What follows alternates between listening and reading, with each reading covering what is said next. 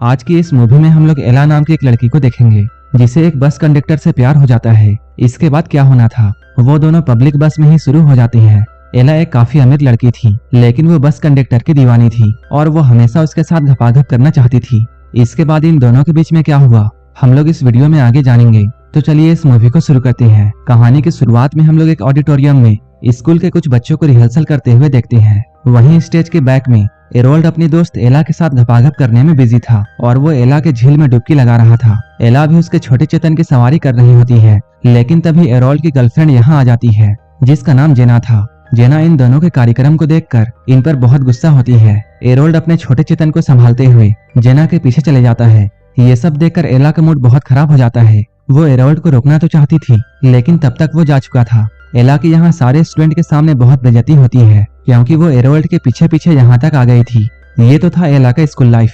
अब एला काफी आगे बढ़ चुकी है। वो अब एक सक्सेसफुल वेडिंग प्लानर है। साथ ही साथ वो अपनी बहन के साथ एक रेस्टोरेंट भी रन करती है। एला अब काफी सक्सेसफुल थी, लेकिन अभी भी उसके लाइफ में प्यार की कमी थी। इसके बाद एला रॉबर्ट नाम के एक वर्कर को सेड्यूस करके रात में उसके साथ गेम खेलती है, लेकिन ऐसा करके एला को मजा नहीं आता है क्योंकि रॉबर्ट अपने हिसाब से वो सब कर रहा था। जब इनका कार्यक्रम खत्म होता है तब एला दुखी मन से ये सारी बातें अपनी बहन को बताती है। तब उसकी बहन, जिसका नाम मीसा है, वो उसे अपने टाइप के लड़के सिलेक्ट करने के लिए कहती है। एला को जब संतुष्टि नहीं मिलती है तब वो कुछ खिलौनों का इस्तेमाल करती है, जिसकी वजह से उसकी नींद काफी देर से खुलती है और अब ऑफिस जाने में उसे काफी देर हो चुका है और उसे अभी कोई कैब भी नहीं मिल रही थी। इसके बाद मजबूरी में उसे बस में चढ़ना पड़ा। इस बस में काफी भीड़ होती है, लेकिन एला जब यहाँ चढ़ती है तब वो बस के कंडक्टर रोको से मिलती है। रोको को देखकर एला उसकी तरफ अट्रैक्ट होने लगती है। जब रोको उसे टिकट देने के लिए उसके पास आता है तब बस में इतनी भीड़ थी कि वो भीड़ इन दोनों को धक्का देकर बहुत पास कर देती है। अब एला रोको को स्मेल कर सकती थी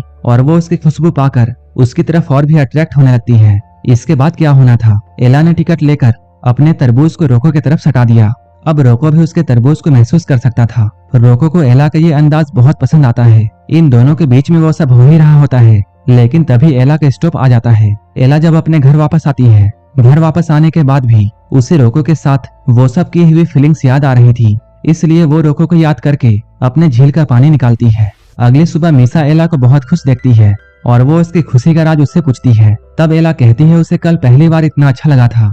वो रोको के बारे में सब कुछ मीसा को बताती है। तब मीसा उसे रोको को ढूंढने की सलाह देती है, इसलिए आज भी एला बस से ही ऑफिस जाने का फैसला करती है। लेकिन उसकी किस्मत बहुत अच्छी नहीं थी क्योंकि आज रोको की जगह में कोई दूसरा कंडक्टर आया था, जिससे एला को यह पता चलता है रोको अपने घर गया हुआ है। वहीं दूसरी ओर हम लोग रोको को उसके घर पर देखते हैं। यहाँ आकर वो अपनी बेटी माया और पत्नी कैथरीन से मिलता है। रोको और कैथरीन घर से बाहर रहते हैं और इन दोनों के बेटी होने के बाद भी इन दोनों ने अब तक शादी नहीं की है। रोको अपनी बेटी से बहुत प्यार करता था, लेकिन कैथरीन उसे उतना भाव नहीं देती थी क्योंकि वो अच्छे पैसे नहीं कमाता था। यहीं पर हम लोग सैम के बारे में जानते हैं, जो कि रोको का कजन है और वो कैथरीन की हेल्प हमेशा किया करता था। रात में जब कैथरीन सो रही थी तब रोको उसके पास आने की कोशिश करता है, लेकिन कैथरीन उसे भाव नहीं देती है।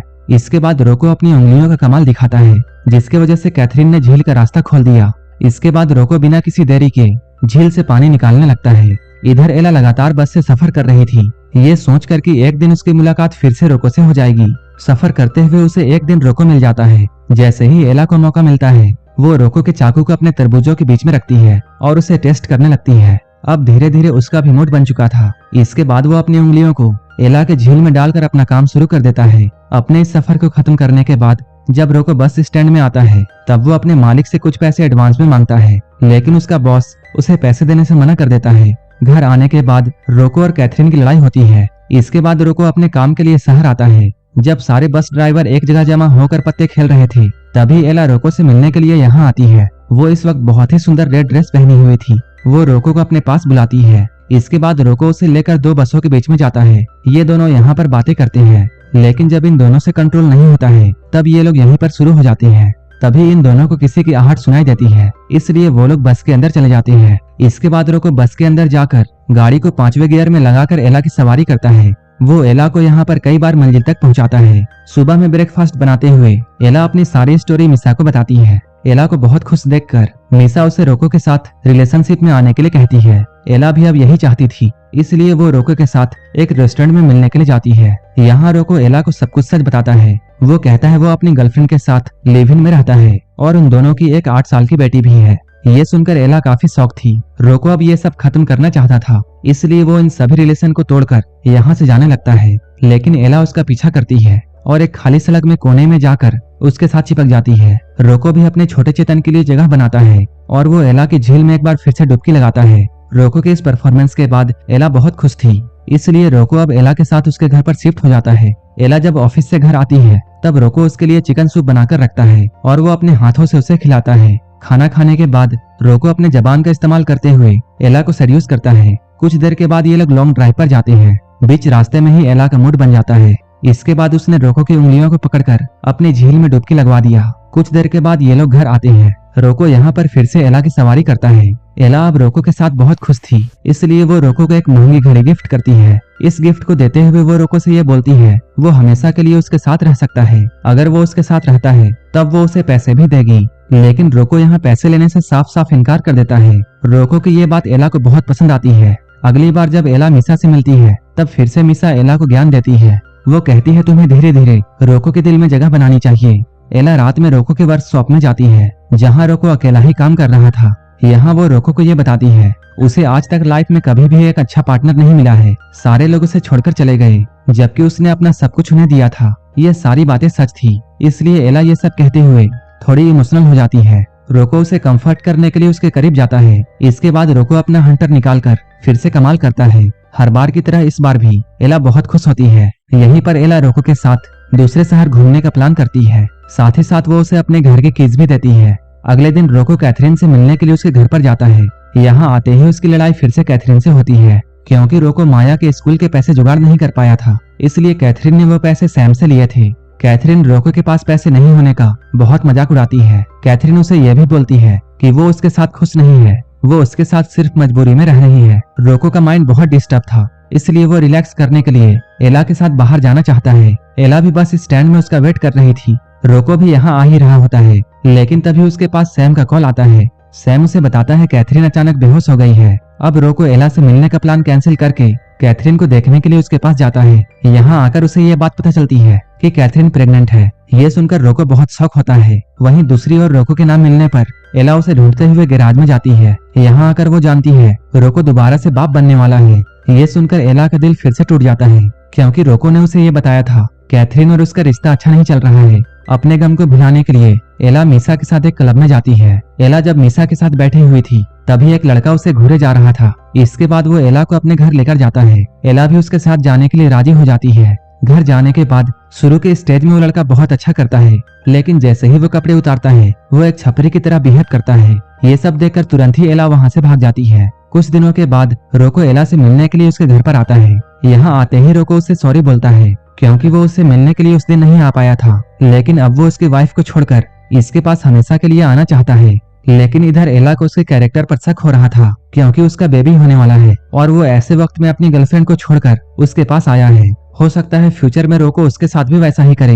ये सब सुनने के बाद रोको बड़े ही शांति से एला को उसके घर के कीज लौटा देता है। इसके बाद रोको बिना कुछ कहे वहाँ से लौट जाता है। रोको जब उसके घर से वापस जा रहा था तभी हम लोग फ्लैशबैक में देखते हैं रोको एक बार बिना बताए अपने घर में जाता है। वहाँ रोको ये देखता है प्रेग्नेंट होने के बाद भी कैथरीन उसके भाई सैम के साथ लगी हुई है। ये देखकर रोको बहुत गुस्सा होता है। रोको को इतने गुस्से में देखकर सैम जल्दी से यहाँ से भाग जाता है और जाते हुए ये कहता है वो कैथरीन और माया का उससे ज्यादा ख्याल रखता है, जो कि सच भी है। कैथरीन भी बहुत गुस्सा होती है और वो रोते हुए रोको को ये बताती है मेरे पेट में जो बच्चा है वो सैम का है और अब वो उससे नहीं बल्कि सैम से प्यार करती है। ये सुनकर रोको बहुत शॉक होता है और अब वो उन दोनों की खुशी के लिए अपने घर को छोड़कर एला के पास गया था, लेकिन एला ने भी उसे एक्सेप्ट नहीं किया। इसके बाद रोको अब अपनी लाइफ गैराज में ही बिताने लगता है। वहीं इधर एला का दिल टूटा था, इसलिए वो अब काफी चुप चुप सी रहती है। वो अब अपने काम में ओवर टाइम करती है ताकि वो अपने आप को बिजी रख सके और उसे रोको की याद ना आए।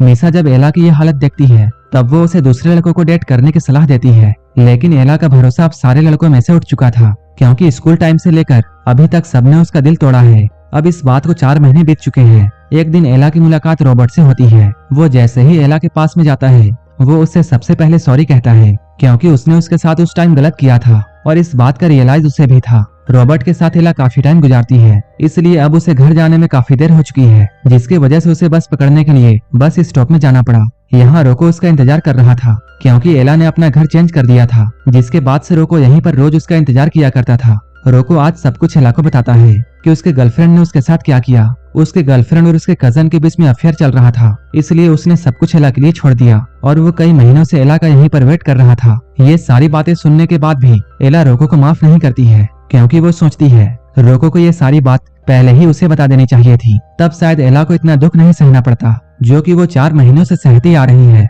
जिसके बाद वो उसे गुड बाय बोलकर यहाँ से जाने लगती है, लेकिन तभी एक बस यहाँ से गुजरती है, जिसके बाद ये लोग दौड़कर एक दूसरे के पास आते हैं और ये दोनों फिर से एक हो जाते हैं। इन दोनों के मिलन के साथ ही ये मूवी यहीं पर खत्म हो जाती है। इस मूवी के लिए आप हमारे टेलीग्राम चैनल को ज्वाइन कर सकते हैं, जिसका लिंक डिस्क्रिप्शन में दिया हुआ है। और अगर ये मूवी अच्छी लगी हो तब एक लाइक जरूर कर देना और ऐसे ही वीडियोस के लिए मेरे चैनल को जरूर सब्सक्राइब कर लेना। तो मिलते हैं हमारे नेक्स्ट वीडियो में।